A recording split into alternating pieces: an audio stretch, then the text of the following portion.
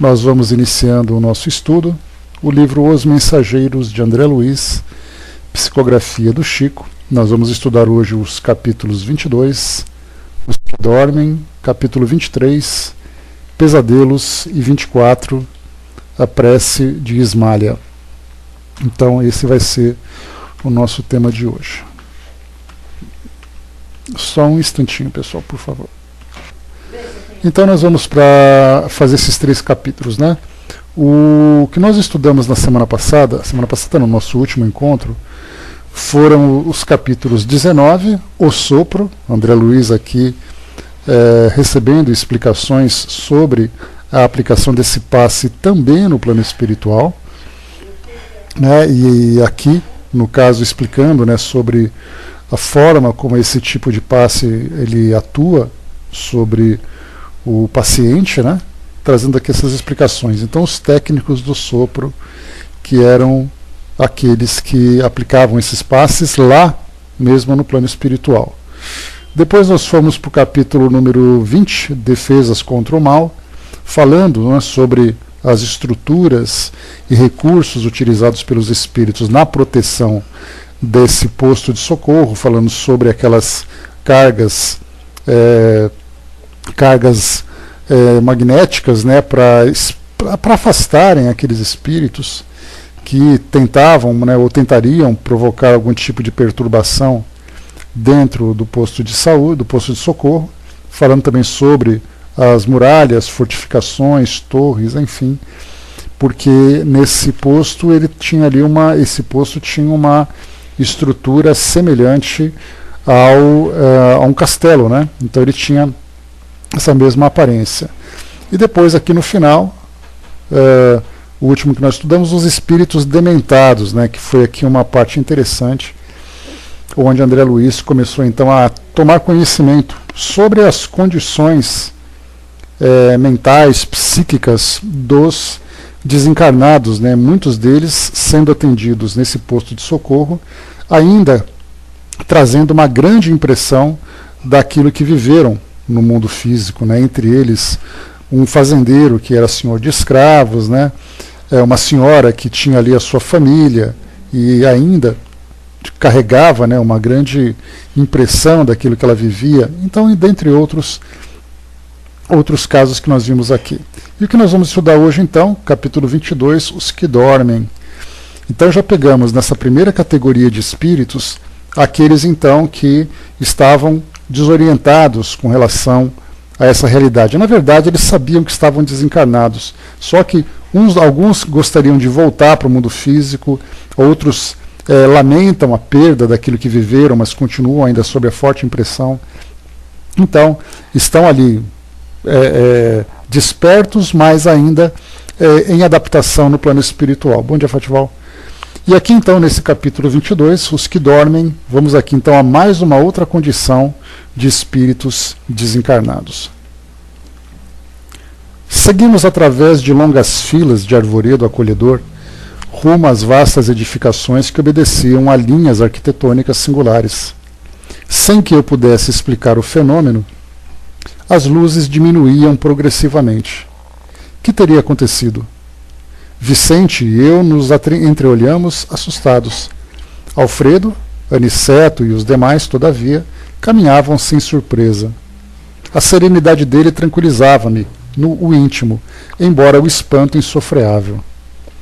Mais alguns passos atingimos os pavilhões diferentes, que se estendiam em área superior a 3 quilômetros, pelos meus cálculos. Lá dentro, contudo, as sombras se fizeram mais densas. Conseguia distinguir vagamente os quadros interiores, observando que se tratava, a meu ver, de espaçosas enfermarias com teto sólido, mas semiabertas ao longo das paredes altas, dando livre passagem de ar. Dezenas de operários devotados e operosos seguiam-nos em absoluto silêncio. Alfredo era o único a falar, notando-se, contudo, que se fizera extremamente discreto nas palavras. Tudo isso me dava a impressão de haver penetrado um cemitério escuro, onde os visitantes fossem obrigados a guardar todo o respeito aos mortos. Com estranheza, notei que um dos servidores entregara ao chefe do posto pequenina máquina, que Alfredo nos deu a conhecer gentilmente explicando. Esse é o nosso aparelho de sinalização luminosa. Estamos no centro dos pavilhões a que se recolhem irmãos ainda adormecidos. Temos aqui presentemente quase 2.000. Os numerosos cooperadores dirigiam-se em ordem para a zona de serviços que lhe competiam. Depois de pequena pausa, falou o administrador com firmeza. Iniciemos o trabalho de assistência. Bom dia, Andréa. Ao primeiro sinal luminoso de Alfredo, acenderam-se numerosas lâmpadas elétricas e então, dominando a custo a primeira impressão de horror, vi extensas filas de leitos ao rés do chão, ocupados todos por pessoas mergulhadas em profundo sono. Muitos tinham um semblante horrendo. Eram muito poucos os que traziam as pálpebras cerradas, parecendo tranquilos. Em quase todos, estampavam-se-lhe nos olhos, aparentemente vitrificados, o extremo pavor e o doloroso desespero da morte. Cadavérica palidez cobria-lhes a face. Recordando a literatura antiga, pensei nos velhos túmulos egípcios. Tínhamos diante de nós centenas de múmias perfeitas. Raríssimos pareciam dormir um sono natural. Aproximando-se de nós outros, Alfredo falou a Aniceto em particular. Infelizmente, não podemos atender a todos. Por quê? Indagou o nosso orientador comovido. Estamos aguardando o pessoal adestrado. Tenho aqui a colaboração de 80 auxiliares para esse gênero de serviço. Entretanto, não pode cada qual atender mais de 5 doentes de uma só vez. Em vista disso, dos nossos 1.980 abrigados, separei os 400 mais suscetíveis de próximo despertar, a fim de submetê-los ao tratamento intensivo. E os demais? Recebem alimento e medicação mais densos uma vez por dia. Aniceto calou-se pensativo. Aqui, para a gente analisar essa passagem, nós temos então aqui 2 pontos importantes a avaliarmos. Primeiro, os pacientes, obviamente, que merecem toda a atenção aqui pelas condições em que se apresentam, estando inconscientes, mas vivendo em seus íntimos uma realidade bastante perturbadora, né? Então, geralmente nós ouvimos, né, lemos, né, dos relatos dos espíritos, aquele adormecer após a desencarnação, para que o espírito possa se recuperar. Então nós vemos espíritos em condições melhores. Muitos de nós, inclusive, né, estando numa condição de equilíbrio mediano, obviamente, né, nós então chegaremos no mundo espiritual meio adormecidos, muitas vezes com um sono induzido, para que esse período de transição durante a desencarnação seja facilitado, seja mais tranquilo. E aí despertaremos de uma forma muito natural e começaremos então a reconhecermos-nos, né, diante daquela realidade, e a partir dali vem aquele processo de leve perturbação, de adaptação, depois de desenvolvimento. Mas outros espíritos, que é o caso aqui que nós estamos vendo nesse relato, são espíritos que desencarnam, estão adormecidos ou são induzidos a essa condição, mas a forma, melhor, o estado em que estavam no momento em que chegaram na desencarnação, foi um estado bastante perturbador.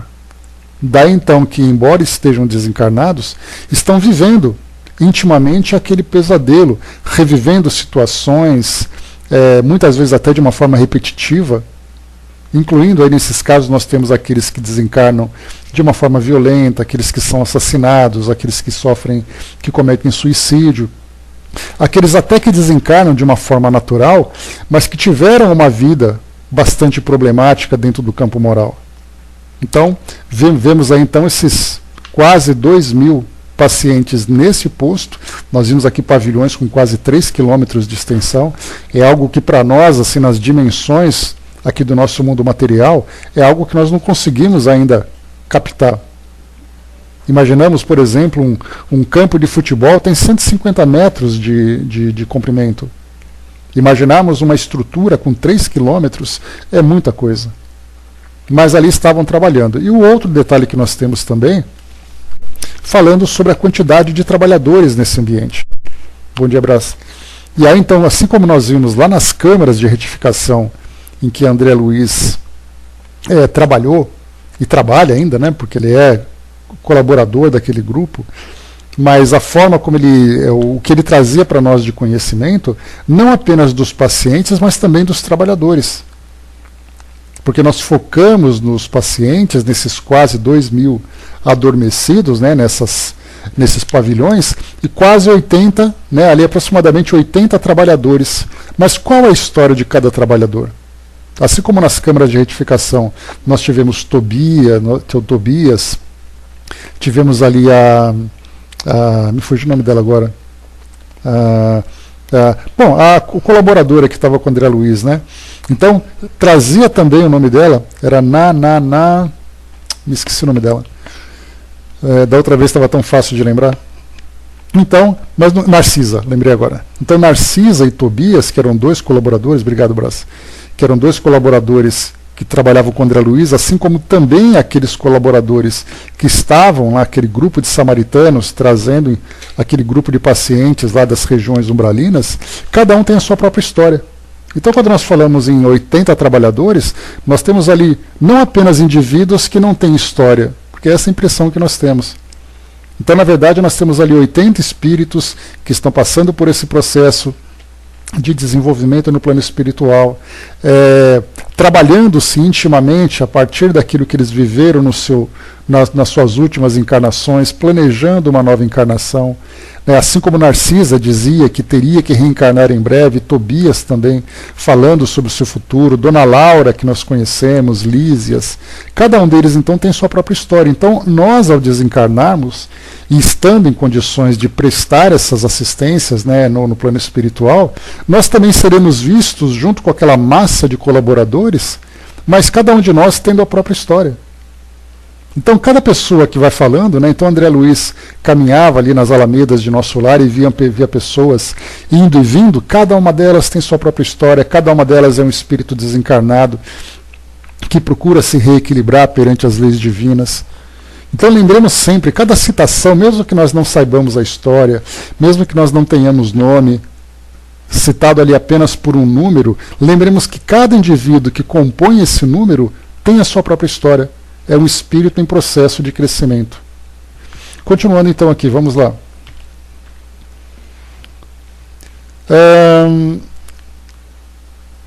Como foi colocado aqui então, nós estamos aguardando o pessoal adestrado. Tenho aqui a colaboração de 80 auxiliares para esse gênero. Entretanto, não pode cada qual atender mais de 5 doentes de uma só vez. À vista disso, dos nossos 1.980 abrigados, separei os 400 mais suscetíveis de próximo despertar, a fim de submetê-los ao tratamento intensivo. E os demais? Recebem alimento e medicação mais densos uma vez por dia. Aniceto calou-se pensativo. Profundamente tocado pelo que via, inclinei-me instintivamente para o abrigado mais próximo, tentando examinar-lhe o estado fisiológico.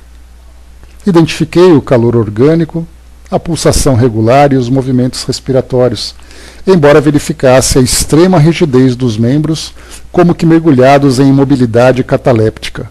Então, aqui essa descrição que André Luiz traz da aparência desses espíritos, alguns com aquela aparência cadavérica, outros com estado cataléptico, outros com aquelas expressões horrendas e poucos espíritos que aparentavam, né, um sono mais sereno. Então todos eles estavam ali passando por toda aquela agitação. Indescritível impressão apoderou-se de mim. Levantei-me assustado, dirigi-me a Aniceto com a máxima discrição e interroguei: explicai-me, por Deus, o que vemos aqui? Estamos acaso na moradia da morte depois da morte? O instrutor sorriu complacente e explicou em voz quase imperceptível: sim, André, este sono é verdadeiramente avançada imagem da morte. Aqui permanecem, com a benção do abrigo, alguns milhões de nossos irmãos que ainda dormem. São as criaturas que nunca se entregaram ao bem ativo e renovador em torno de si e mormente os que acreditaram convictamente na morte como sendo o nada, o fim de tudo, o sono eterno.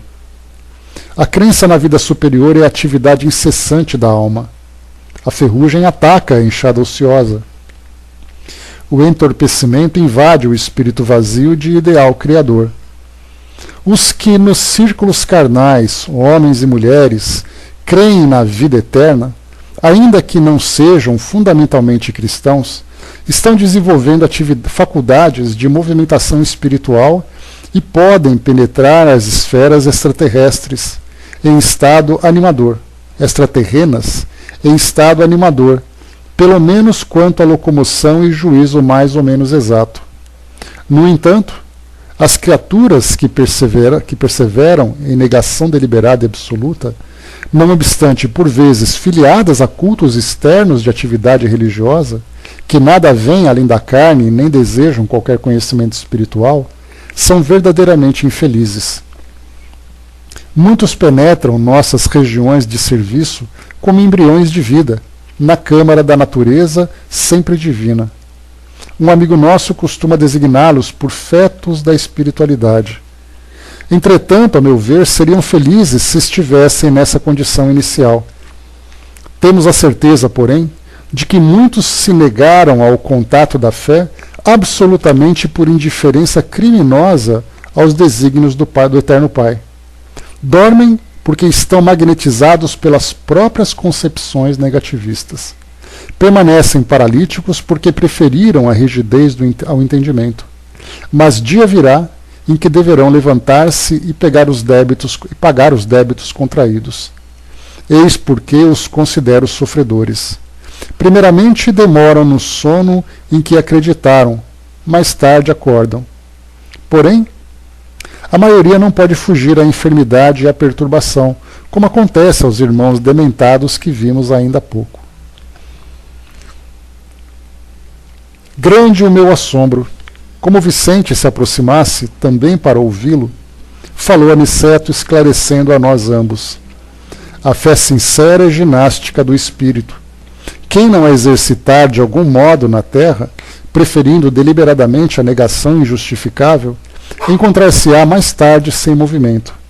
Semelhantes criaturas necessitam de sono, de profundo repouso, até que despertem para o exame das responsabilidades que a vida traduz. Observando o nosso orientador, que se esquivava a comentários longos, para que pudéssemos seguir de mais perto os trabalhos de assistência, calei as minhas indagações que me escaldavam a mente. Então aqui, um pequeno comentário que é importante nós fazermos é a respeito das crenças que esses espíritos alimentavam durante suas vidas aqui no mundo físico. E nesse período, então, frequentavam os ambientes, cumpriam ali o protocolo, que era imposto pelas crenças, os seus rituais, participavam de suas cerimônias e tudo mais, mas era um culto exterior. Nós vimos André Luiz fazendo um relato lá em nosso lar sobre uma senhora que era senhora de escravos, era dona de uma fazenda, e nesse período ela falava sobre o valor que ela tinha no mundo físico pelo fato de colaborar com a igreja, de frequentar ali os cultos, mesmo sendo ali uma senhora de escravos, e no mundo espiritual, então, passando por esse estado de maior perturbação, ela exigia que estivesse ali uma assistência maior para que mudasse o seu estado. Então, nesse caso, nós vemos aqui também, nesses espíritos, muitos deles, embora frequentassem suas crenças muito mais por um protocolo social, não cumpriam moralmente aquilo que era proposto. Não se devotavam a essa espiritualização e, por consequência, então, viviam um ateísmo íntimo, embora exteriormente tivessem seus cultos. E outros casos também de espíritos que realmente não acreditavam em nada. Então, nesse caso, nós temos ali acreditar que não vai encontrar nada depois da vida física, vai fazer com que o espírito vivencie também esse nada dentro do seu mundo íntimo. E aí então, como ele não espera nada, além de outros, que até têm as suas crenças também, nós veremos em breve, aqueles espíritos que acreditam que após a morte deverão esperar o juízo final. Aquela chamada de Deus, de Jesus no caso, né, para que os mortos se levantem e vão em direção ao céu. Como eles não se acreditam mortos e não acreditam que haja uma dinâmica no mundo espiritual, eles então viverão também em seus mundos íntimos essa realidade do nada, né, um silêncio, um vazio, ou muitas vezes uma repetição de uma perturbação, simplesmente porque eles se colocam nessa condição. Então os trabalhos dos terapeutas, nesses departamentos é exatamente fazer com que o espírito gradualmente vá despertando. Então daqueles 1900 e pouco que nós vimos, nós tivemos ali 400 que foram selecionados por estarem já vivendo um sono mais superficial. Esse sono da consciência, para que eles possam despertar. E depois o despertar será um outro processo terapêutico também, e que esses espíritos vão vivenciar. O Braz lembrou aqui, né, passou séculos sem reação, muitas vezes bastante tempo mesmo. Né? André colocou, né, acho essa situação muito complexa e séria, porque a pessoa acredita realmente nos dogmas que lhes são passados, acha que com a confissão e as preces acertam seus débitos e acredita que irá para o céu. A gente lembra, né, André, que a irmã Cidufo, ela trouxe para nós um dos livros, por exemplo, né, Lírios da Esperança, que fala exatamente sobre uma região no plano espiritual, um hospital, que atende espíritos espíritas, que viveram a doutrina, trabalharam, frequentaram, estudaram e chegam no mundo espiritual numa condição também de sofrimento. Então, nesse Hospital Lírios da Esperança são atendidos esses espíritos espíritas. Então, não é apenas uma questão de crença, é uma questão de vivência. E muitos, inclusive dentro da doutrina espírita, como acontece nessa história do Lírios da Esperança, são espíritos que acreditam que chegando no mundo espiritual, tudo resolvido, tudo muito certo, já são espíritos desenvolvidos, pelo fato de terem lido livros que falam sobre o mundo espiritual, mas não tiveram essa vivência. Então eis aí a grande diferença. O Braz lembrou, estou notando grande parte de religiosos se libertando dos dogmas. É um processo natural, né, Braz? Mas a gente lembra que isso demora bastante. E enquanto alguns se libertam, outros estão sendo. Então é aquele ciclo que permanece, né, daqueles que se libertam, daqueles que chegam, enquanto o nosso planeta vai passando por essa transformação. Se o propósito do nosso planeta é ser um planeta de espíritos regenerados, né, o entendimento sobre a realidade espiritual parte exatamente da libertação dessa, como eu sempre falo para vocês, né, usando essa expressão, dessa materialização da fé. Materializar a fé é nós acreditarmos que dependemos aqui não apenas de crenças, mas também de condutas, comportamentos que fazem com que a nossa fé seja mostrada com maior intensidade. Na verdade, a fé é demonstrada intimamente. Né? Sim, é um bom início, né, de mudança de pensamento, embora, né, continuem praticando, né, exteriormente todos aqueles rituais, ainda tem as suas crenças, mas a vivência, a espiritualização tem sido transformada com a presença do Papa, né? E continua então. Com exceção de algumas senhoras que permaneciam junto de Ismalha, todos os servidores se mantinham em posição de vigilância, ao pé dos grupos mumificados. A luz artificial iluminava os leitos, que se perdiam de vista, mas observei que nenhum dos albergados reagia à intensa claridade que se fizera. Continuavam rígidos, cadavéricos, prostrados. Notei então que Alfredo começou a mover o aparelho de sinalização para emitir as ordens de serviço. Cada sinal determinava a operação diferente. Vi os servidores do posto distribuírem pequenas porções de alimento líquido e medicação bucal, em profundo silêncio. Em seguida, forneceram reduzidas quantidades de água efluviada aos infelizes, com exceção, porém, de muitos que pareciam preparados a receber tão somente caldo e remédio. 2/3 dos 400 abrigados em tratamento receberam passes magnéticos. alguns poucos receberam aplicações do sopro curador, que nós falamos lá no capítulo 19, sobre esse trabalho do sopro, né, aplicado também sobre os desencarnados. Então, o que nós vimos aqui inicialmente, né, falando sobre medicação, falando sobre alimentação, é claro, né, que da forma como é colocado para nós aqui por André Luiz, nós temos ali uma visão bastante materializada dessas substâncias, desses recursos, mas como nós já vimos também, é na verdade uma analogia, falando sobre alimento líquido, falando sobre medicação bucal. Então nós estamos imaginando ali todo aquele material, né, que é utilizado aqui também no mundo físico. Só que na verdade, como nós já vimos, também é uma comparação que é feita, né, embora ali a forma de administração desses produtos, né, seja semelhante àquilo que nós utilizamos hoje. Mas aí nós já lembramos também que é dadas as condições daqueles espíritos. Todos os movimentos do trabalho eram transmitidos pela sinalização luminosa, partida das mãos do administrador, que parecia interessado na manutenção do máximo silêncio. Impressionado com o que via, perguntei ao orientador em voz baixa a razão de alguns enfermos não terem sido beneficiados com água e com o socorro de forças novas através do passe e do sopro vivificante. Então aqui nós vimos, né, beneficiados com água.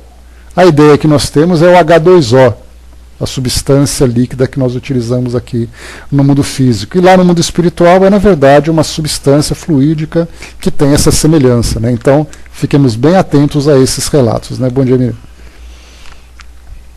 Aniceto, todo bondade, inclinou-se aos meus ouvidos com a ternura de um pai ansioso por tranquilizar o filhinho inquieto e falou: cada um na vida, meu caro André, tem a necessidade que lhe é peculiar. Aqui compreendemos com amplitude esse imperativo da natureza. Né? Então aqui, terminando esse relato, né? Então, respeitando ali essa necessidade de cada um e essa amplitude desse imperativo da natureza, que é exatamente cada um de acordo com sua necessidade. Braz lembrou aqui, lembrei de Patrícia narrando seu trabalho para libertar da sensação de sede e fome, né? Assim, impressões muito profundas que nós levaremos para o mundo espiritual, né? Pelas nossas necessidades, pelos nossos hábitos, pelas nossas tradições, inclusive também muitas situações. Capítulo número 23, Pesadelos. Vamos lá então, nós estamos falando aqui, dona Miriam, nesse capítulo número 22, sobre os espíritos que estão adormecidos, vivendo ali, né, um estado de inconsciência profunda, apresentando aquela aparência cadavérica, pavorosa para muitos espíritos, vivendo aquela agitação íntima, e o trabalho feito, né, com quase 2.000 pacientes para que eles pudessem despertar desse estado, né? 400, então, foram aqueles que recebiam um tratamento mais direto, pelo fato de já estarem próximos do despertar. Capítulo, então, 23, Pesadelos. Enquanto Alfredo continuava dirigindo os serviços, nosso instrutor, com a permissão dele, conduziu-nos aos leitos distantes, onde se asilavam os enfermos desatendidos quanto ao auxílio magnético. Precisamos acentuar experiências e aproveitar oportunidades, afirmou Aniceto sorridente. Acompanhámo-lo, curiosos, identificando as expressões isoladas, dolorosas ou terríveis daquelas máscaras mortuárias. Quando nos encontrávamos a regular distância da zona central, um instrutor esclareceu em tom grave: desejaria conhecer a extensão dos benefícios colhidos por vocês no gabinete de auxílio magnético e as percepções. Para ajudar eficientemente aos nossos amigos encarnados, é necessário saibamos ver com clareza e precisão.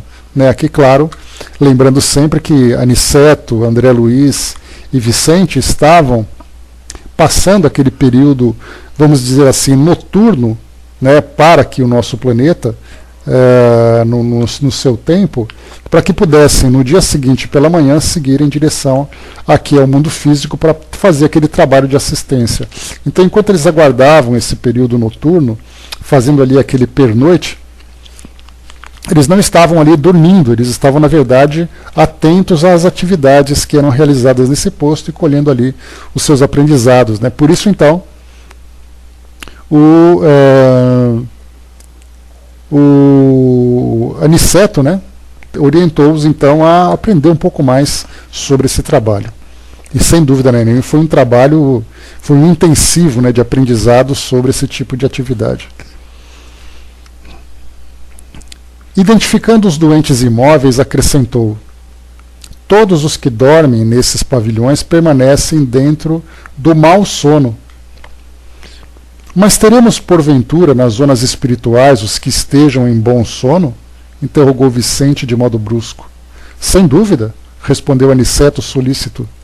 Temos na esfera de nossas atividades os que repousam períodos curtos, quais trabalhadores retos que esperam o repouso noturno com a tranquilidade dos que sabem trabalhar e descansar de consciência aliviada. Fez uma pausa, como quem estudava melhor o meio de sintetizar, por não perder tempo, e acentuou: mas esses não precisam estacionar como filhinhos da sombra nas construções de emergência de um posto de socorro. Em seguida retomou o fio da lição e continuou: quem dorme em desequilíbrio entrega-se a pesadelos. Todos esses irmãos desventurados que nos cercam, aparentemente mortos, são presas de horríveis visões íntimas. Vejamos o aproveitamento de vocês. Procedamos a observações rápidas. Antigamente, o inquérito anatômico, o exame das vísceras, a perquisição científica nas células, também aparentemente mortas. Agora, a auscultação profunda da alma, a sondagem dos sentimentos, a visão do plano mental.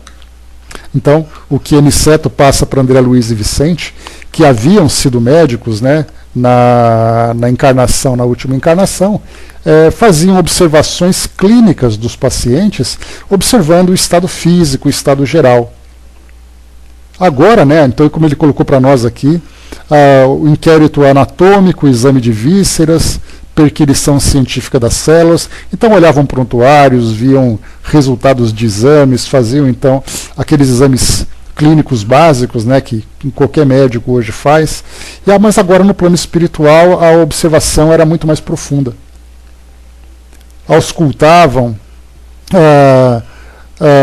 a profundeza das profundezas da alma, a sondagem dos sentimentos, a visão do plano mental. Então, analisavam exatamente o que o espírito sentia, o que o espírito pensava, o que isso repercutia sobre ele. Então, exatamente agora é o objeto de análise deles. E com a expressão decidida, concluiu resoluto: mãos à obra. Designando-me um corpo envelhecido de mulher, recomendou: você, André, examine detidamente essa irmã. Abstenha-se de todas as considerações do plano exterior. Observe-a com todas as possibilidades e percepções ao seu alcance. Então começa fazendo aquela análise, né? Como geralmente hoje nós podemos fazer, por exemplo, numa atividade simples de caridade. Para quem trabalha no centro espírita, para quem já prestou caridade num grupo assistencial, para quem já trabalhou com evangelização, para quem já trabalhou com um orfanato, numa casa de repouso, num hospital, prestando esse serviço de caridade, principalmente dentro do campo moral. Ou seja, né, o carinho, a atenção, saber ouvir, fazer aquele atendimento fraterno nessas condições, mesmo que não seja realizado nesses ambientes, mas num ambiente comum de um centro espírita.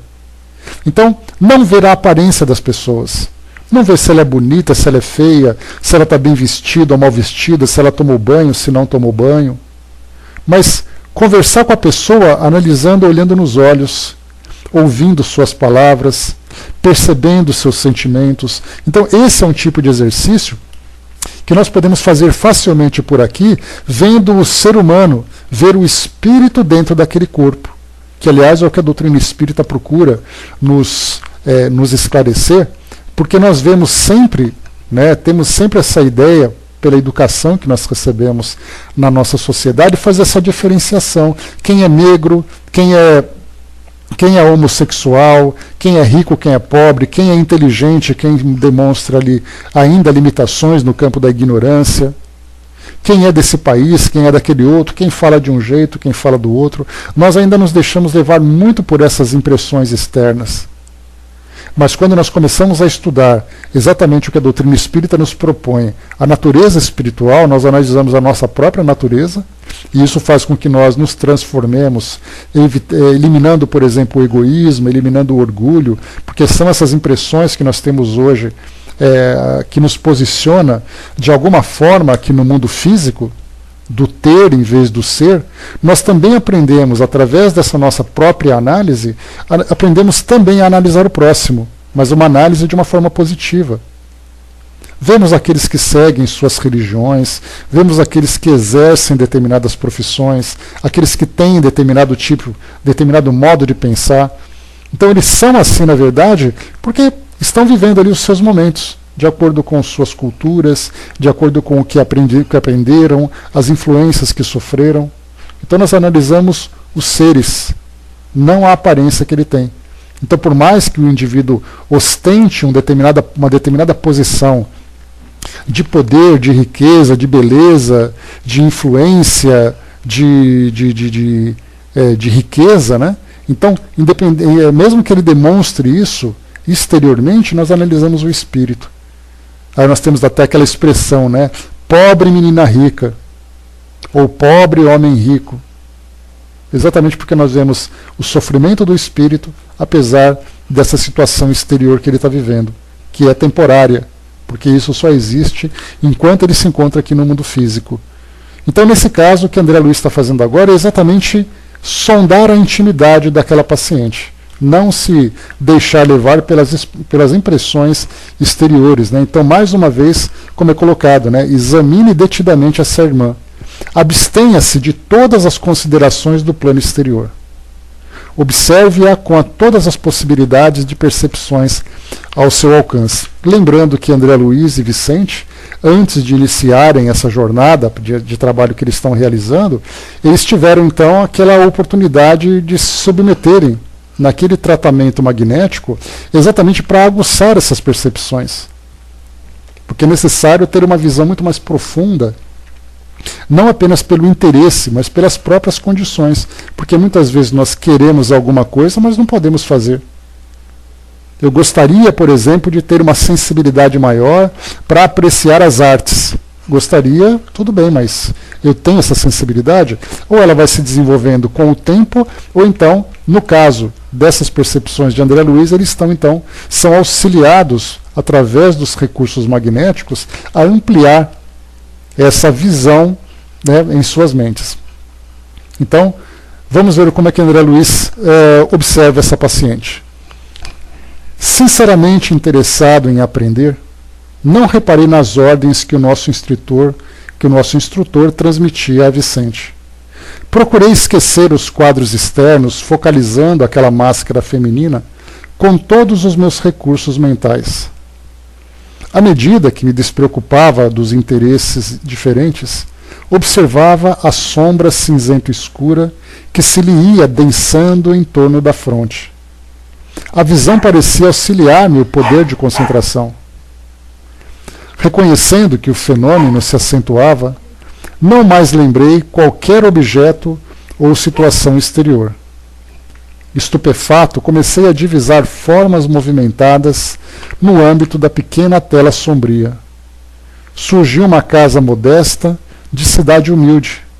Tive a impressão de transpor-lhe a porta. Lá dentro, um quadro horrível e angustioso. Uma senhora de idade madura, demonstrando crueldade impassível no rosto, lutava com um homem embriagado. Ana, Ana, pelo amor de Deus, não me mates, dizia ele, súplice, incapaz de defender-se. Nunca, nunca te perdoarei, exclamava a mulher, acrescentando um tom lúgubre. Morrerás esta noite. Vi o infeliz cair, exausto. Envenenaste-me com bebida mortal, exclamava ele, lacrimoso. Perdoa-me se te causei algum mal. Sou pai, Ana. Preciso viver para meus filhos. Não me mates por piedade. Ela ouviu com frieza e respondeu duramente: morrerás mesmo assim. Tenho a infelicidade de amar-te, a ti que pertences a outra mulher. Não quiseste seguir-me e preciso vingar-me. Rebocando-se do assoalho, tomava o infeliz. Deus sabe que estou arrependido do meu criminoso passado. Quero viver para o bem, Ana.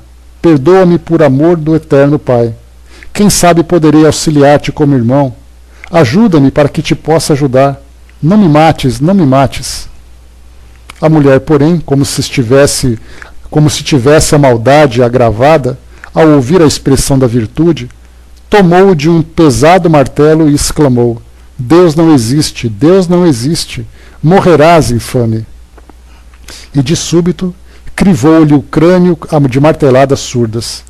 O homem expirou sem um grito. Logo após, vi a criminosa conduzindo o cadáver em carrinho de mão através de um trilho ermo. Acompanhava-lhe os movimentos com interesse. A noite estava muito escura, mas observei a parada junto à via férrea. Sondou os arredores, certificou-se do insulamento em que se encontrava e depôs a estranha carga sobre os trilhos. Via dispondo o cadáver para que a cabeça fosse decepada à passagem do comboio, retirando-se apressadamente, reconduzindo o pequeno carro vazio. Não esperei a máquina de ferro. Segui a mulher para que me pareceu inquieta e pensativa. Antes, porém, que depusesse o carrinho no extenso quintal, vi que arregalava os olhos como louca, cercada de seres que me pareceram bandidos de negras vestes. Era ela, agora, quem acusava estranha embriaguez de pavor. Vencera um pobre homem invigilante, mas, a meu ver, seria vencida por seres mais perversos, talvez que ela própria. Acudam-me, acudam-me, gritava apavorida. Ela continuava a cena em que a desventurada golfava as súplicas em vão. Senti-me como espectador que precisasse movimentar qualquer socorro, e graças à bondade divina não experimentei pela mulher infeliz senão a mais viva compaixão.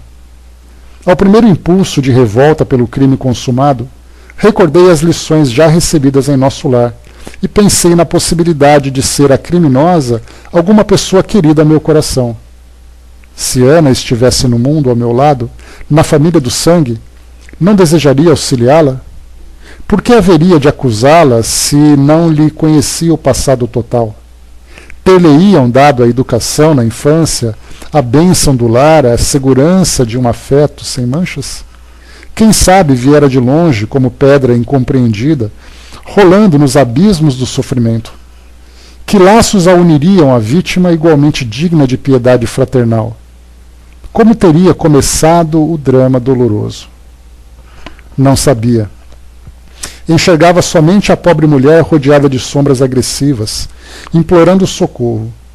Ignorava como ajudá-la, mas recordei que Ana era minha irmã, filha do mesmo pai, irmã que adoecera no caminho comum, sem que eu pudesse, pelo menos por hora, indagar a causa.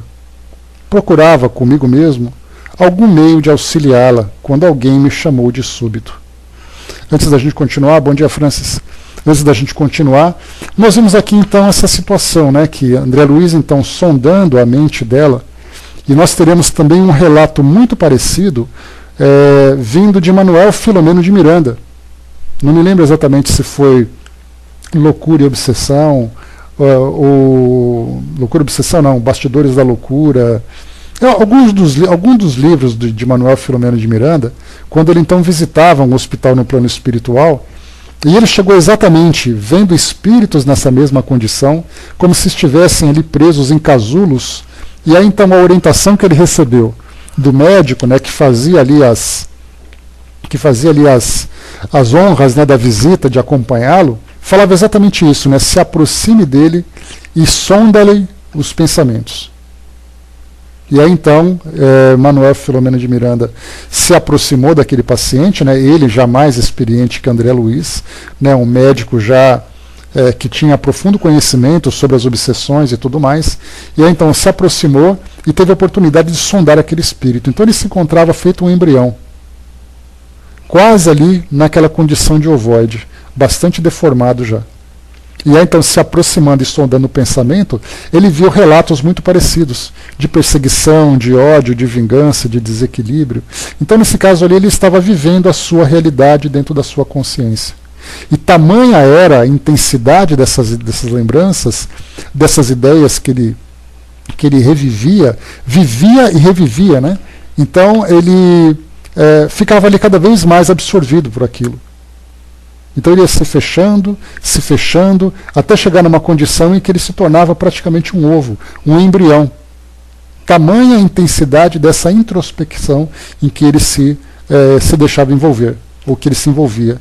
Então André Luiz acabava tendo essa mesma percepção, essa senhora então se vingando. Mas o mais importante desse trecho, dessa história que nós vimos aqui, é exatamente essa sensibilidade de André Luiz em ver aquela mulher como sendo um espírito que tem uma história. E nós já falamos várias vezes sobre isso, né? Então, inclusive, né, que é até um ajuste que nós fazemos para os nossos tempos atuais, quando nós vemos nos meios de comunicação jovens, né, pessoas sendo presas por crimes que cometeram. Então nosso primeiro julgamento é, né, tomara que ela fique presa para sempre, tomara que ela sofra, tomara que ela desapareça, se tivesse pena de morte poderíamos ali limpar o nosso planeta e tudo mais. E aí então nós esquecemos exatamente isso, cada espírito tem a sua história. Não sabemos exatamente quais foram os caminhos que esse espírito percorreu. O que nós sabemos hoje é que ele chegou nessa condição. Então nós não sabemos de onde ele veio e não sabemos para onde ele vai. Para onde ele vai é toda a história que ele vai viver a partir desse momento. Aqui no mundo físico, como um indivíduo que foi encarcerado, teve a sua vida completamente transformada por causa desse erro que ele cometeu. Não importa se foi um crime de violência, não importa se foi um crime de corrupção, como nós vemos hoje, muito presente no nosso tempo. Nesse período de guerra, de greves aqui no Brasil, né, nós temos visto também pessoas que cometem esses crimes contra a sociedade, infringindo a lei e tudo mais, vão responder perante as suas próprias consciências. Mas nós devemos vê-los exatamente como esses irmãos, ainda, né, nesse campo da ignorância, ainda nesse campo das limitações do entendimento espiritual, que vão despertar mais dia ou menos dia. Então, no caso de um criminoso que foi encarcerado por uma violência que ele praticou, não sabemos exatamente tudo aquilo que ele viveu no seu passado, de que forma que ele foi aceito ou rejeitado, de que forma que ele foi influenciado, quais foram os exemplos, os modelos que ele vem seguindo. Então André Luiz exatamente teve essa sensibilidade de ver aquela senhora como uma irmã que precisa de auxílio para continuar se desenvolvendo, e não aquela criminosa que cometeu aquela execução. Então a gente vê que lição profunda que nós podemos trazer para nossas próprias vidas. Ao analisarmos um espírito que comete um erro, não importa qual seja, ele foi levado a essa condição pelas escolhas que fez, pelas influências que sofreu, por aquilo que ele aprendeu e compreende do mundo, e depois ele vai seguir esse caminho de reconstrução. Uma reconstrução bastante dolorosa, bastante sofrida, reconstrução essa que nós mesmos estamos vivendo hoje. Não conhecemos a nossa história, nós não lembramos, então é muito fácil fazer uma condenação de alguém que para nós provoca aquele sentimento de antipatia. Mas nós também já provocamos sentimento de antipatia, sofremos, fomos assistidos, hoje estamos agora numa condição melhor, mais consciente, mais desperta, para recomeçar aqui essa nossa tarefa de desenvolvimento. Então temos a nossa própria história. Assim como aqueles criminosos também estão tendo a deles, e terão no futuro, né, essa mesma lição de lembrarem que, estando já numa condição mais equilibrada, tiveram no seu passado um histórico delituoso. Nós também temos o nosso. Hoje analisamos aqueles que foi preso. Se analisarmos o nosso passado, nós nos veremos também em condições semelhantes, se não em condições piores. Então, André Luiz, avalie então essa senhora dentro exatamente desse campo da caridade, porque a caridade moral, a mais difícil é exatamente nós oferecermos para aqueles que trazem antipatia, que provocam antipatias em nós. Porque é muito fácil você fazer caridade para quem está sorrindo. Fazer caridade para quem está xingando, para quem está brigando, para quem está agredindo, essa é a caridade mais difícil. A Miriam lembrou, né, e ainda não sabemos se diante de alguma prova que ainda pode vir, se teremos firmes em nossa boa conduta, né, se seremos firmes, exatamente. Então nós estamos nesse processo de equilíbrio, mas não estamos ainda equilibrados. Porque basta uma pequena mudança, tirando uma peça desse nosso quebra-cabeça, que a nossa estrutura pode desmoronar. Então nós estamos, na verdade, constantemente aprendendo, fortalecendo, tendo uma visão diferenciada, transformando, e vamos agradecendo a Deus por isso, né, por estarmos nessa condição, navegando por esses mares tranquilos. Porque a hora que vier a tempestade, e pode vir a qualquer momento, como pode não vir, e esperamos que não venha, mas se vier, nós temos que estar preparados para ela. Bom dia, Ligeirinho. Então, diz aqui André Luiz: procurava comigo mesmo algum meio de auxiliá-la quando alguém me chamou de súbito. Era Aniceto que exclamava bondoso: vem, André, Vicente e você têm sabido aproveitar alguma coisa. Estou satisfeito. Seus pensamentos de fraternidade e paz muito auxiliaram essa irmã infeliz. Guarde a certeza disso e continue buscando a compreensão para socorrer e ajudar com êxito. Conforme observaram de perto, sabem agora que cada um dos que aqui dormem, sono atormentado, vivem estranhos pesadelos, de que não podem isentar-se de um instante para outro. Não precisamos comentar qualquer episódio dessas existências vividas em oposição à vontade divina. Bastará lembrar que sempre a dívida, em toda parte, anda com os devedores. E com um expressivo olhar, acrescentou: voltamos ao centro. Devemos cooperar na oração. Então, capítulo 23, que falava sobre pesadelos, o pesadelo vimos aqui então. Então, esse sentimento de solidariedade, de caridade, né, de compaixão com o próximo, é algo que nós precisamos desenvolver em nós constantemente. Mais uma vez, é muito fácil abraçar o amigo, né, como dizia um espírito amigo, mas é muito difícil nós apertarmos a mão do nosso inimigo. Muitas vezes é difícil nós olharmos para o nosso inimigo. Então é nesse momento em que o sentimento é o mais nobre, né? Isso lembra, inclusive, passando da ideia material para a ideia moral, o óbolo da viúva. Aquela pequena esmola da viúva é muito mais valiosa porque ela tira daquilo que tem do que aquela quantidade de dinheiro oferecida por aqueles que possuem sobras. No caso da caridade é a mesma coisa. Aquela caridade para as pessoas que são simpáticas, que são gratas àquilo que nós fazemos, né, que trazem sorrisos, é muito fácil. Agora a caridade para aquele que agride, aquele que ofende, aquele que não demonstra gratidão, essa é a caridade mais nobre. E é aí que nós vamos mostrar realmente quem nós somos. 24, então, capítulo 24, a prece de Ismália. Dentro de poucos instantes, reunimos-nos de novo ao grupo. O administrador fez um sinal luminoso, em forma triangular, e observei que todos os cooperadores se puseram de pé em atitude respeitosa. É o momento da oração no posto de socorro, disse Alfredo Gentil, como a prestar-nos esclarecimentos precisos. Ou precisos. O sol desaparecera no firmamento, mas toda a cúpula celeste refletia-lhe o disco de ouro. Os tons crepusculares encheram as vizinhanças de maravilhosos efeitos de luz, muito visíveis agora ao nosso olhar, porque Alfredo, sem que eu pudesse conhecer o motivo, mandara apagar todas as luzes artificiais antes da oração.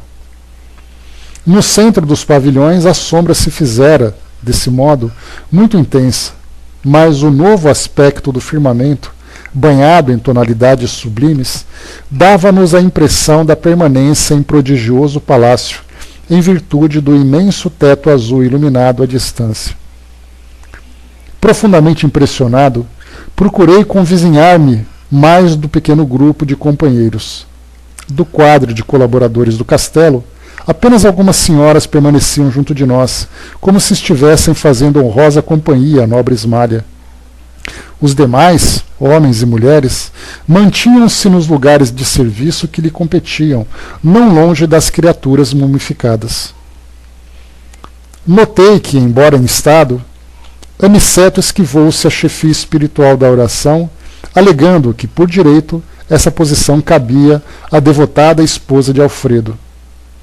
Ismália, então, fez um gesto de indefinível delicadeza e começou a orar, acompanhada por todos nós em silêncio, salientando-se, porém, que lhe seguíamos a rogativa, frase por frase, atendendo a recomendações do nosso orientador, que aconselhou repetir em pensamento cada expressão, a fim de imprimir o máximo ritmo e harmonia ao verbo, ao som e à ideia numa só vibração. Ensinamento importante aqui para nós, né, que durante as orações é importante que nós mentalmente acompanhemos aquele que faz a prece, para que nós possamos registrar em nós o significado daquelas palavras. Porque geralmente, né, nós ficamos assim apenas ouvindo sem acompanhar e naturalmente nós vamos dispersando a nossa atenção. Então, na verdade, estamos de corpo presente, mas mentalmente nós não acompanhamos. Então, não apenas o silêncio, mas o acompanhar mental. Isso torna a nossa presença e o nosso acompanhamento muito mais potente. Então, imprimindo o ritmo e a harmonia ao verbo, ao som e à ideia numa só vibração. Aí sim nós unimos as nossas vibrações no momento da prece.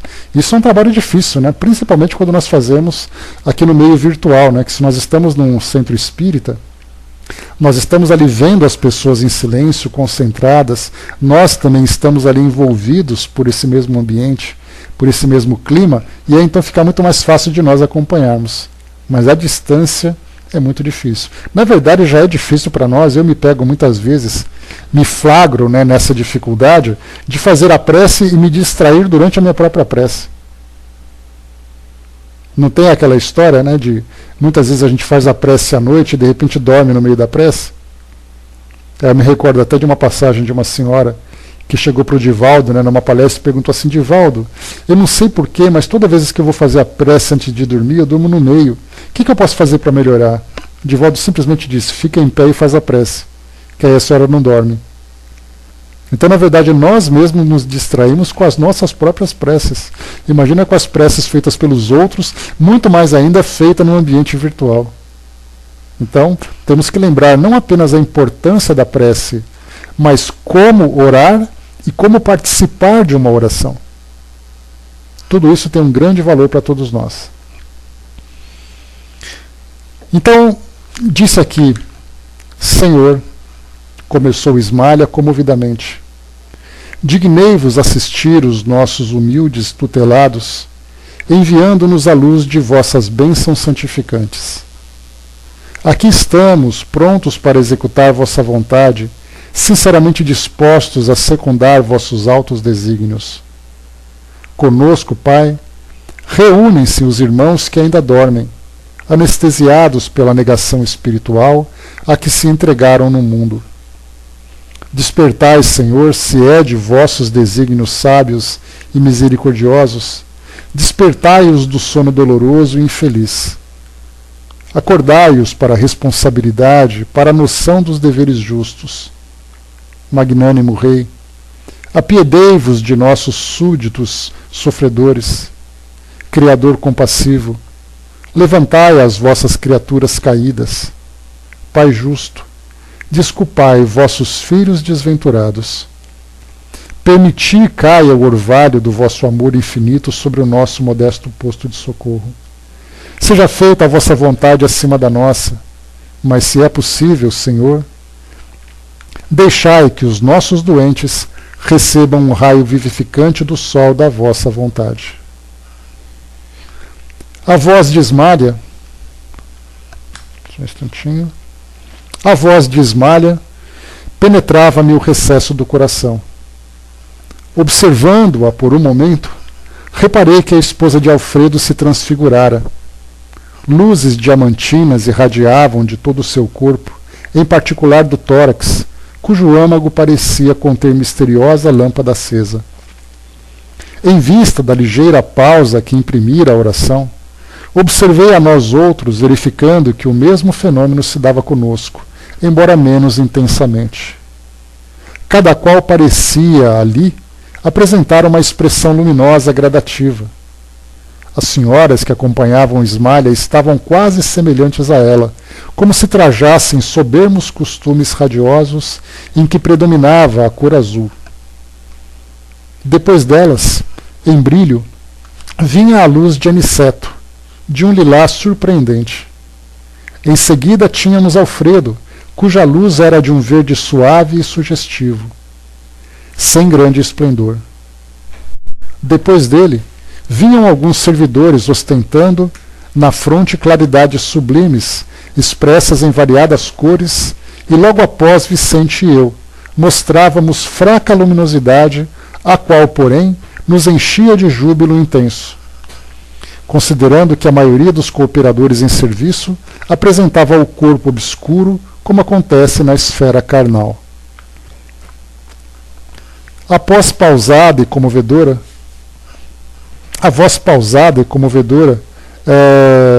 com voz pausada e comovedora, Ismalha prosseguiu.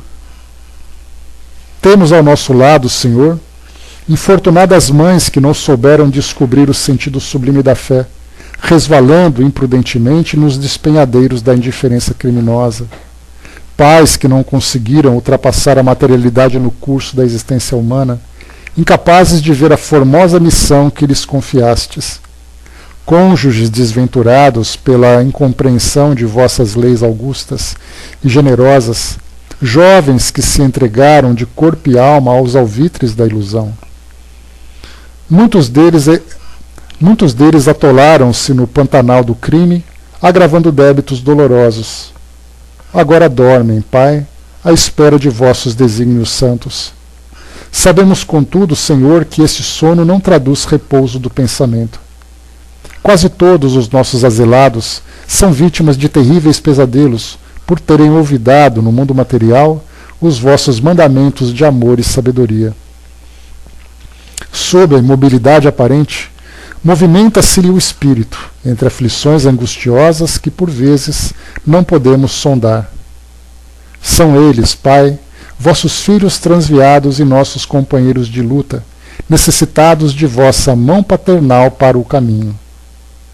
Quase todos se desviaram da senda reta, pelas sugestões da ignorância, que, como aranha gigantesca nos círculos carnais, tece os fios da miséria, enredando destinos e corações. Deprecando vossa misericórdia para eles, rogamos igualmente para nós a verdadeira noção da fraternidade universal. Ensina-nos a transpor as fronteiras de separação, para que vejamos em cada infeliz o irmão necessitado do nosso entendimento. Ajudai-nos a compreensão, a fim de que venhamos a perder todo o impulso de acusação nas estradas da vida. Ensinai-nos a amar como Jesus nos amou. Também nós, Senhor, que aqui vos rogamos, fomos leprosos espirituais, cegos do entendimento, paralíticos da vontade, filho pródigos do vosso amor. Também nós já dormimos, em tempos idos, nos postos de socorro da vossa misericórdia. Somos simples devedores, ansiosos de resgatar imensos débitos. Sabemos que vossa vontade nunca falha e esperamos confiantes a bênção de vida e luz. Fizera Ismalha agora, nova pausa, agora mais longa, enxuguei os olhos umedecidos de pranto. Suave calor, todavia, apossava-se-me da alma. E tão intensa era essa nova sensação de conforto, que interrompi a concentração em mim mesmo, a fim de olhar em torno. Fixando instintivamente o alto, enxerguei maravilhado grande quantidade de flocos esbranquiçados, de tamanhos variadíssimos, a caírem copiosamente sobre nós que orávamos, exceto sobre os que dormiam. Tive a impressão de que eram derramados do céu sobre nossa fronte, caindo com a mesma abundância sobre todos, desde Ismalha ao último dos servidores. Não cabia em mim de admiração quando o novo fenômeno me surpreendeu. Os flocos leves desapareciam ao tocar-nos, começando, porém, a sair de nossa fronte e do peito grandes bolhas luminosas, com a coloração da claridade de que estávamos revestidos, elevando-se no ar e atingindo as múmias numerosas. Ainda aí, reparava o problema da gradação espiritual. As luzes emitidas por Ismalha eram mais brilhantes, intensas e rápidas, alcançando muitos enfermos de uma só vez. Em seguida vinham as fornecidas pelas senhoras do seu círculo pessoal. Depois, tínhamos as de Aniceto, de Alfredo e dos demais. Os servos de corpo obscuro emitiam vibrações fracas, mas visivelmente luminosas. Cada qual, naquele instante de contato com o plano superior, revelava o valor próprio na cooperação que podia prestar. Observando-me o assombro, Aniceto falou-me aos ouvidos. Na prece, encontramos a produção avançada de elementos força. Eles chegam da providência em quantidade igual para todos os que se deem ao trabalho divino da intercessão, mas cada espírito tem uma capacidade diferente para receber. Essa capacidade é a conquista individual para o mais alto. E como Deus socorre o homem pelo homem e atende a alma pela alma, cada um de nós somente poderá auxiliar os semelhantes e colaborar com o Senhor com as qualidades de elevação já conquistadas na vida. Né? Então, uma passagem, esse capítulo, a prece de Ismalha, ela é uma lição para todos nós, né? Porque traz exatamente isso, né? O pedido é feito, então o recurso chega. A forma como ele será utilizado vai depender de cada um. Então não basta apenas nós esperarmos que tudo aconteça, né, de um modo em que nós não possamos, em que nós não tenhamos a nossa parcela de colaboração. Então, se nós estamos num local em que fazemos uma assistência, essa assistência virá até nós e nós a distribuiremos. Não pensemos assim que nós podemos fazer uma prece indiferente, uma prece mecânica, esperando que a colaboração chegue. É do homem para o homem, de alma para alma. A respeito dessa luminosidade a que André se refere, falando que cada um deles lá apresentava, né, uma qualidade diferente nessas irradiações, nós lembramos do irmão Jacó, no livro Voltei, lá no finalzinho, já nos últimos capítulos que nós lemos, quando ele então estava ali para fazer uma assistência para um grupo de espíritos que haviam sido religiosos, né, na última encarnação, mas se colocavam ali numa condição de grande desequilíbrio. E ele então, recebendo, né, todas as agressões verbais por parte desses espíritos, ele então entrou num estado de prece por esses espíritos, em favor desses espíritos, e aí então eles foram ficando cada vez mais quietos, começaram a se afastar, e aí então quando o irmão Jacó, quando o Frederico Figner, né, ele abriu os olhos assim, ele via que havia uma claridade ali naquela região, e ele rapidamente fechou os olhos e agradeceu a assistência que ele estava recebendo das entidades luminosas que estavam próximas. E aí então, quando surgiu ali, se eu não me engano foi Caio Barchuta que estava junto dele, ou o Dr. Bezerra, não me recordo, aí então dizendo para ele assim, não, mas essa luminosidade não existe nenhum espírito aqui perto. Essa luminosidade pertence a você.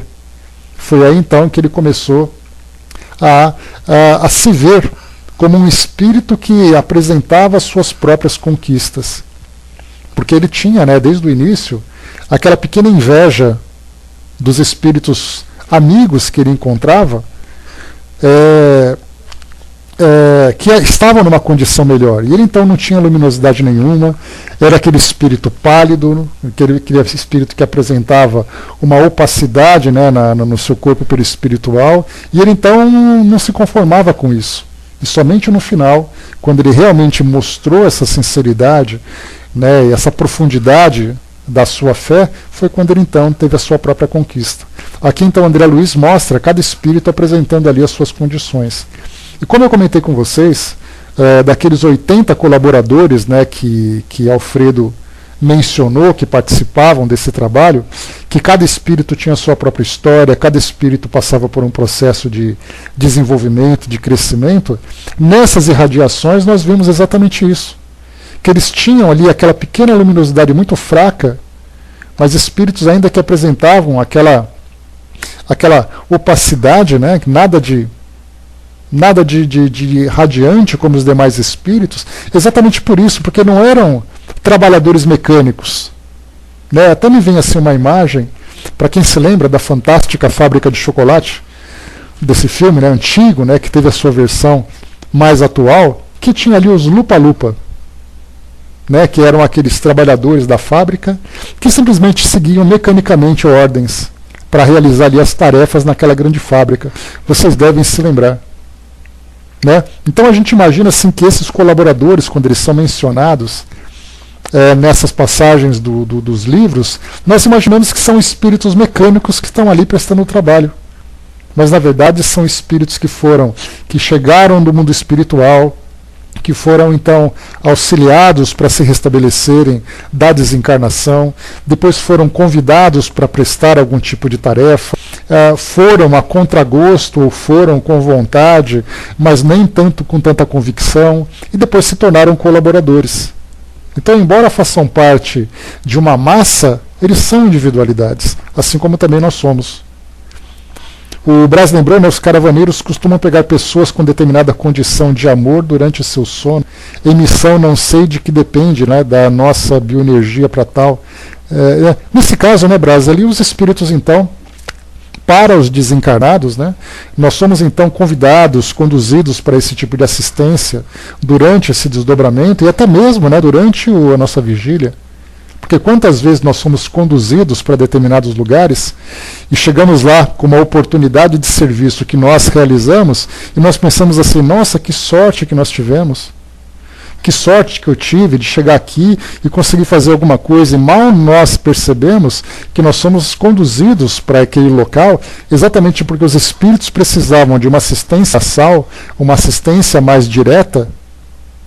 E então, viva em nós espíritos em condições de prestar esse auxílio. E aí então oferecemos aquele pão, enxugamos uma lágrima, ajudamos alguém que caiu, e nós achamos que foi o acaso que nos conduziu até ali.